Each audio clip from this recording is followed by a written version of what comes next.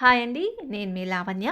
ఈరోజు నేను మీకు 3 రకాల పప్పులతో ఒక హెల్తీ రెసిపీ ఏ విధంగా చేయాలో చేసి చూపించబోతున్నా.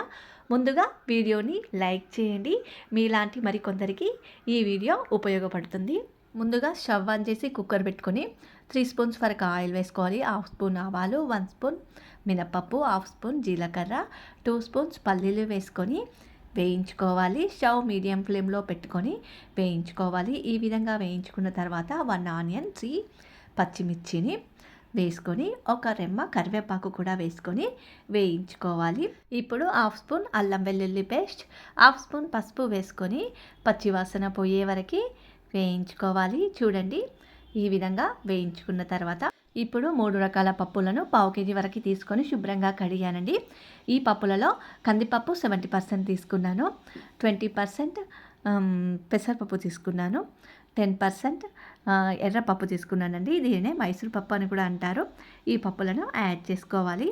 వీటిని స్టవ్ మీడియం ఫ్లేమ్లో పెట్టుకొని వేయించుకోవాలండి. ఒక 2 మినిట్స్ వేయించుకుంటే సరిపోతుంది.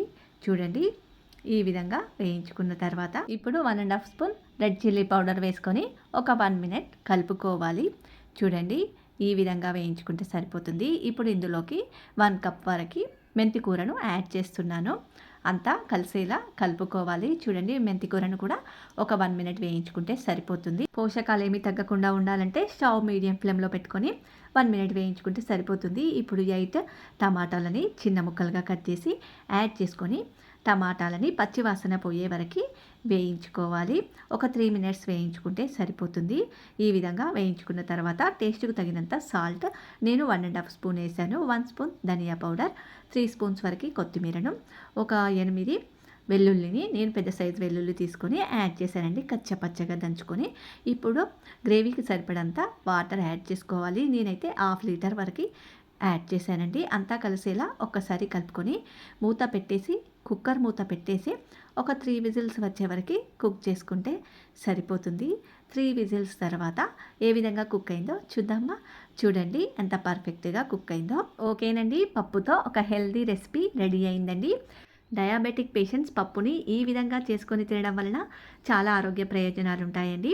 ఎర్రపప్పు తింటే ఆరోగ్యానికి హానికరం అని ఒక అపోహనైతే ఉందండి. కానీ ఎర్రపప్పులో proteins, carbohydrates, vitamin D3, folic acid కూడా ఉంటుందండి. ప్రెగ్నెన్సీ లేడీస్కి ఎంతగానో ఉపయోగపడే ఫోలిక్ యాసిడ్ కూడా ఈ ఎర్రపప్పులో ఉంటుంది. హార్ట్ ప్రాబ్లమ్స్ రాకుండా కూడా నివారిస్తుంది. నేను మరొక వీడియోలో ఈ ఎర్రపప్పు, మైసూర్ పప్పు ఉపయోగాలేంటో చెప్పాలనుకుంటున్నాను. ఓకేనండి, నా వీడియోస్ మీకు నచ్చినట్లయితే లైక్ చేయండి. ఈ వీడియో మీకు నచ్చింది, మరికొందరికి ఉపయోగపడాలనుకుంటే ఈ వీడియోను లైక్ చేసి మరికొందరికి షేర్ చేయండి. ఈ రెసిపీ మీకు ఎలా కుదిరిందో కామెంట్ బాక్స్లో కామెంట్ పెట్టండి. నా ఛానల్ని ఇంతవరకు సబ్స్క్రైబ్ చేసుకొని వారు తప్పకుండా ఇప్పుడే సబ్స్క్రైబ్ చేసుకోండి. ఓకే.